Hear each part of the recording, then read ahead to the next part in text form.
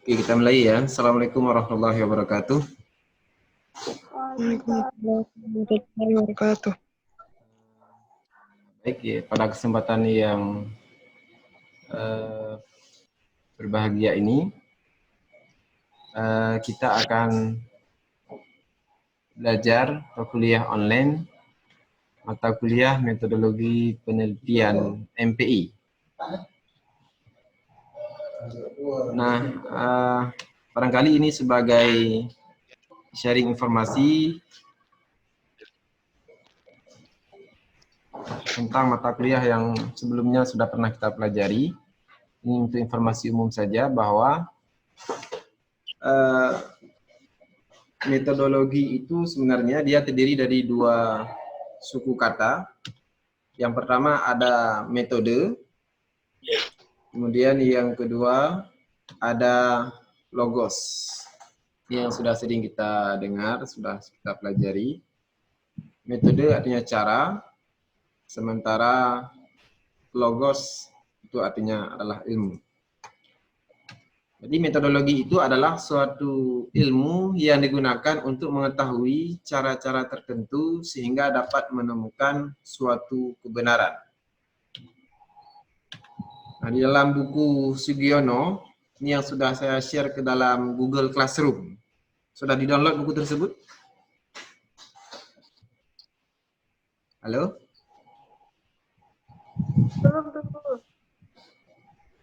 Belum di-download? Belum. Silakan nanti dibuka Google Classroom dan di-download bukunya. Nah, di dalam buku tersebut dikatakan bahwa metode penelitian itu adalah cara ilmiah untuk mendapatkan data dengan tujuan dan kegunaan tertentu. Nah, jadi di sini ada 3 kata kunci. Yang pertama adalah cara ilmiah. Yang kedua data, dan yang ketiga adalah tujuan dan kegunaan. Ini yang perlu digarisbawahi. Yang pertama kita lihat bahwa cara ilmiah itu adalah kegiatan penelitian yang didasarkan pada ciri-ciri keilmuan. Ada 3 ciri keilmuan. Yang pertama adalah rasional, yang kedua empiris, dan yang ketiga adalah sistematis. Rasional itu apa? Rasional adalah kegiatan penelitian yang dilakukan dengan cara-cara yang masuk akal, sehingga terjangkau oleh penalaran manusia. Kemudian empiris adalah cara-cara yang dilakukan itu dapat diamati oleh indera manusia, sehingga orang lain dapat mengamati dan mengetahui cara-cara yang digunakan itu. Kemudian yang ketiga adalah sistematis. Artinya proses yang digunakan dalam penelitian itu menggunakan langkah-langkah tertentu yang bersifat logis. Nah, ini cara ilmiah. Kemudian yang kedua menyangkut dengan data. Karena cara ilmiah untuk mendapatkan data.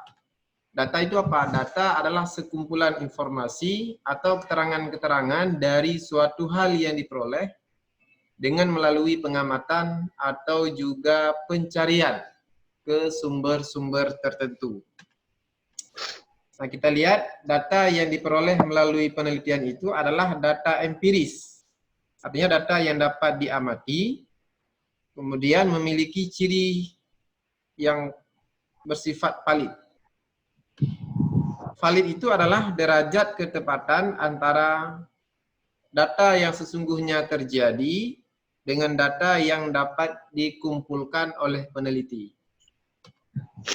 Contohnya adalah seorang peneliti mengumpulkan data tentang jumlah mahasiswa yang diwisuda tahun ini, misalnya berjumlah 670 orang. Nah, setelah di cross check ke lapangan ternyata memang benar bahwa angka yang disebutkan itu sesuai, itu 670 orang. Maka kemudian berarti data tersebut bersifat valid, ya. Kemudian yang ketiga, ada kegunaan, tujuan dan kegunaan penelitian. Apa saja? Yang pertama adalah untuk menemukan. Nanti ketika Anda membuat skripsi itu, membuat sebuah penelitian itu, tujuannya itu tidak lepas dari 3 hal ini. Yang pertama adalah untuk menemukan. Itu kegiatan penelitian yang bersifat penemuan ini berarti data yang diperoleh dari penelitian itu adalah data yang betul-betul baru, yang sebelumnya belum pernah diketahui. Nanti Anda akan mencari, membuat skripsi, merumuskan judul yang kira-kira memang penelitian yang akan Anda lakukan itu adalah penelitian yang belum pernah diteliti oleh orang lain. Nah, itu yang pertama. Lalu apakah kemudian boleh melakukan penelitian dengan tema-tema atau judul yang sudah pernah diteliti oleh orang lain? Boleh. Karena yang kedua itu adalah bisa bertujuan untuk membuktikan, yaitu kegiatan penelitian yang bersifat pembuktian ini berarti data yang diperoleh itu digunakan untuk membuktikan adanya keraguan-raguan terhadap informasi atau pengetahuan tertentu. Ya, barangkali sudah dilakukan penelitian oleh orang lain, lalu kemudian kita ingin membuktikan kembali atas penelitian tersebut. Nah, itu boleh. Kemudian yang ketiga ada tujuan penelitian untuk mengembangkan. Nah, di sini berarti bahwa kegiatan penelitian yang bersifat pengembangan ini, ada salah ketik nih, pengembangan ini berarti memperdalam dan memperluas pengetahuan yang telah ada. Nah, ya kemudian berikutnya, nanti setelah sesi ini akan ada sesi tanya jawab. Kita boleh tanya jawab. Nah, ada beberapa istilah-istilah penting dalam penelitian, ya, yang harus kita pahami dan sering kita temukan. Yang pertama adalah masalah. Apa itu masalah? Nah, masalah di sini adalah sesuatu yang bertentangan antara harapan dan kenyataan, atau antara idealita dengan realita. Nah, ini adalah masalah.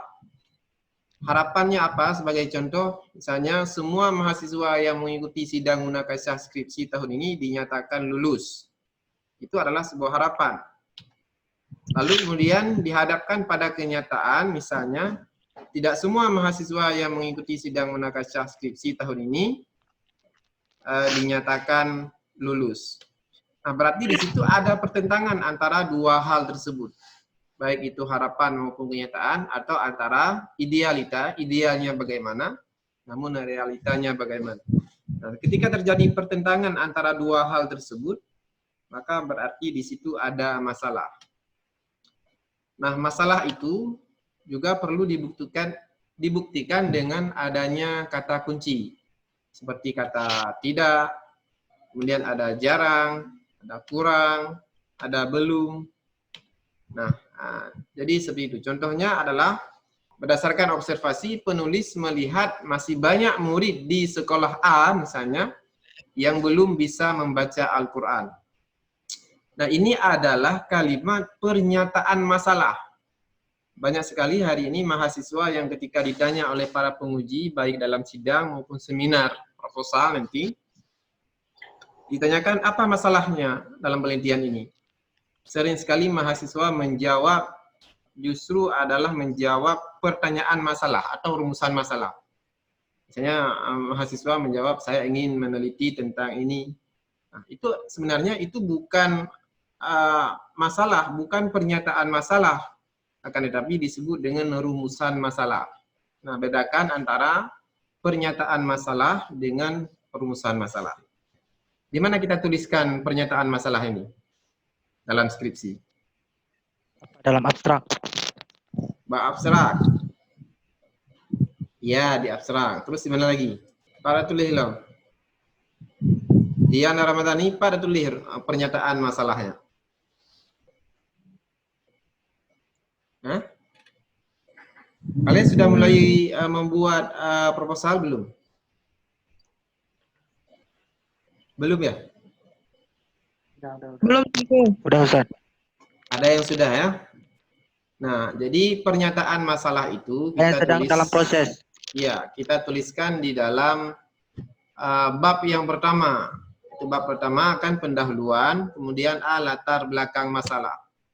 Nah, nanti setelah kita uraikan tentang secara umum, ya, tentang latar belakang masalah yang akan kita teliti, lalu kemudian diakhiri dengan sebelum kita masuk ke poin B itu, kita harus merumuskan pernyataan masalahnya apa. Nah, jadi perumusan pernyataan masalah itu biasanya itu terdapat kata kurang, jarang, belum yang menunjukkan bahwa itu kemudian benar-benar terdapat sebuah masalah yang semakin bagus pernyataan masalahnya ataupun semakin kompleks masalah yang terjadi, maka menunjukkan semakin penting penelitian itu untuk kemudian kita lakukan. Nah, kemudian selanjutnya ada istilah-istilah lain yang barangkali ini nanti bisa saya share ke Google Classroom. Kemudian seperti model penelitian, ada prosedur penelitian, pendekatan penelitian, ini bisa dibaca sendiri, ada paradigma penelitian. Dan ini pernyataan ataupun istilah-istilah dalam penelitian ini nanti itu perlu kalian kuasai dengan baca-baca.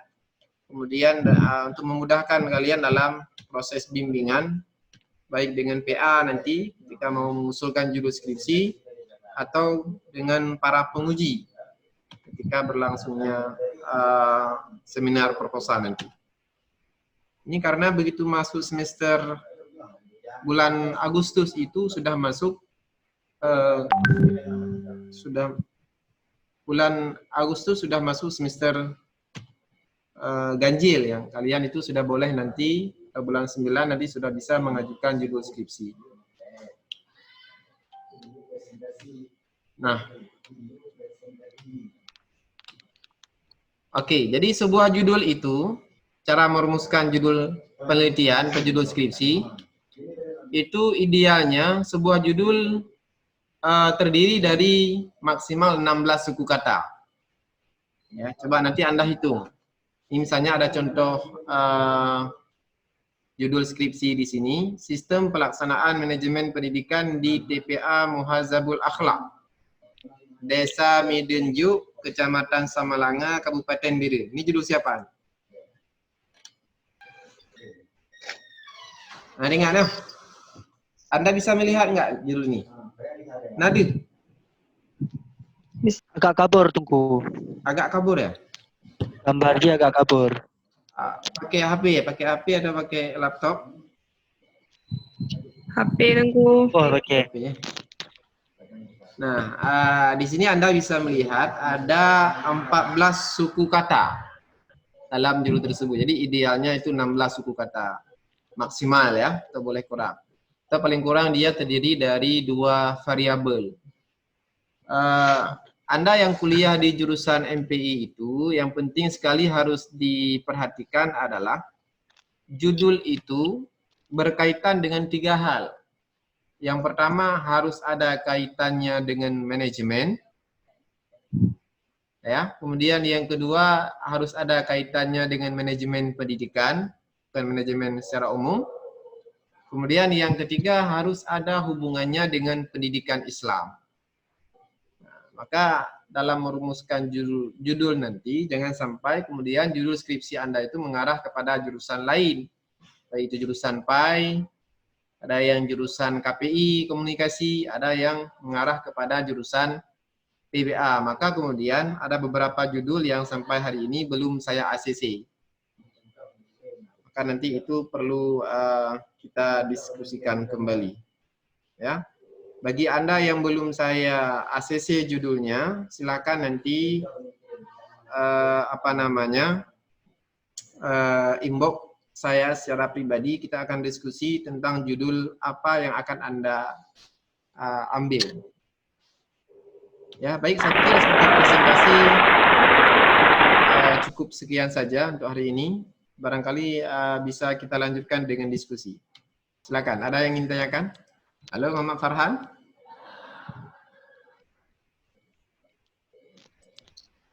Hana ada dengan nunggu. Aduh ya. Oke, Mulia karena judul. Alhamdulillah kak tunggu. Kalau masih sih alhamdulillah. Oke.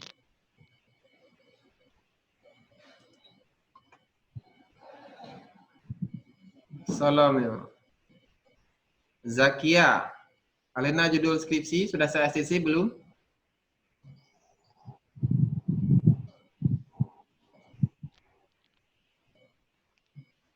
Halo Zakia. Nampaknya hurungnya mana di mana gitu. Oh, halo mah.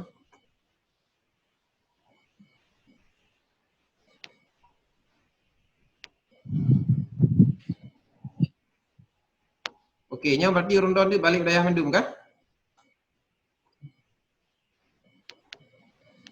Nah, yang hana balik daya. Nah yang balik, nah yang hana dungku. Ya, daya mudi balik Bandung kan? Balik mandum dah Budi. Mayang santri ke Pedro kan, yang balik yang Unisa. Terang kan balik kalau? Lu galau nunggu. Ada rumah ya? Galau. Berarti lebih tepatnya dungku letak kata kunci pernyataan masalah di abstrak ya. Ya, di latar belakang masalah. Di latar belakang masalah, yang pertama kan kita uraikan tentang paradigma ataupun misalnya kita mulai menulis kalimat latar belakang masalah. Itu di bab 1. Bab 1 kan ada pendahuluan, kemudian A, latar belakang masalah. Nah, latar belakang masalah ini tak uraikan tentang kalimat pernyataan masalah nanti sebelum masuk poin yang ke B, yaitu rumusan masalah. Misalnya nih Maulia Taufikur Rahman, judulnya apa? Peran kepala tata usaha dalam meningkatkan kinerja tenaga kependidikan di MAN 3 Aceh Utara. Oke, itu masalahnya apa? Masalahnya kita mau melihat gimana peran daripada kepala tata usaha. Sudah ada observasi Berjalan awal. dengan lancar. Mana tuh kok? Sudah pernah melakukan observasi awal? Belum. Belum pernah ya? Belum. Ya, sebenarnya kita harus melakukan observasi awal dulu sebelum merumuskan judul. Ya, sehingga nanti judulnya itu sesuai dan memiliki data-data di lapangan sesuai dengan apa yang dikehendaki oleh peneliti. Rumusan masalahnya ada berapa? Yang udah saya uraikan berarti 2, Ustaz. Yang pertama apa? Pertama, tunggu saya buka dulu, udah lupa. Ya.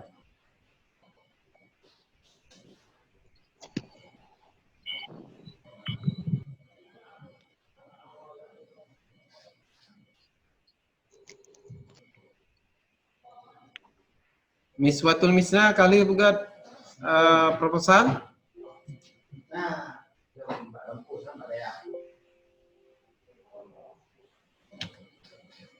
Halo Miswatul Misna.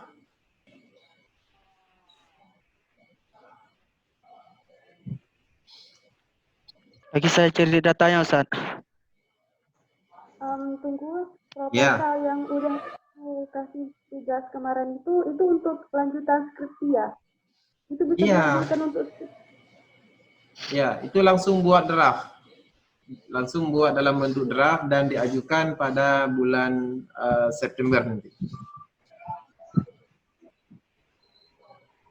Ya. Makanya dalam membuat judul itu ya sudah mempertimbangkan banyak hal termasuk data, memudahkan untuk dalam pengumpulan data nanti di lapangan. Sudah mencari teorinya. Nggak sampai nanti judulnya bagus tapi kemudian nggak ada teori, kemudian sulit mencari data di lapangan. Nah, itu harus menjadi pertimbangan dalam sebelum merumuskan judul itu. Ya. So yang tanya-tanya Khairun Nisa, bukan? Tufatul Atal. Oh, Tufatul Atal. Oke. Ya. Oh, nadu orang deh. Oke, silakan lain ada yang mau bertanya. Ini waktunya 3 menit lagi. Udah nih tanya yang lain. Tentu yang masalah majelis syura kemarin itu nggak bisa ya kok misal kita nanti taruh di kita bahas nanti masalah manajemen pendidikan. Apanya? Yang masalah majelis syura kemarin Majelis Syura itu. ya itu nggak bisa ya nanti kok pembahasannya tentang manajemen pengambilan keputusan. Nanti Anda sulit dalam mengumpulkan data. Yang nanti soal Majelis Syura ini ya. Siapa Majelis Syura di daerah tersebut? Kan itu tidak dikenal kan istilah Majelis Syura itu. Ya pimpinan ya langsung pimpinan saja, nggak usah Majelis Syura kan? Ya. Tentang apa kemarin itu? Problematika manajemen pendidikan Islam di daerah Putri Muslimat Samalanga. Tapi belum tentu ACC di grup. Oh, nanti ini setelah ini saya asisi nanti. Iya, tunggu di nomor 5 tunggu. Itu sudah dipastikan ada nggak problemnya? Ada nggak problematika tentang manajemen pendidikan di sana? Ada tunggu, insya Allah ada. Dan Ada. juga kalau misal untuk ambil judul itu bukunya pun ada karena ibu juga udah bikin kan. Ya, Di ya. daerah pun juga ada. Oke, bagus itu baik. Oke, siapa lagi yang mau bertanya? Herunisa karena judul. Nah, oke, berarti saya pikir untuk perkuliahan kita hari ini kita padai sampai di sini karena waktu sudah habis. Insyaallah kita akan membuat sesi berikutnya pada kesempatan yang lain. Untuk semuanya, ini saya ucapkan terima kasih yang sudah bergabung. Saya akhiri. Assalamualaikum warahmatullahi wabarakatuh. Waalaikumsalam warahmatullahi wabarakatuh.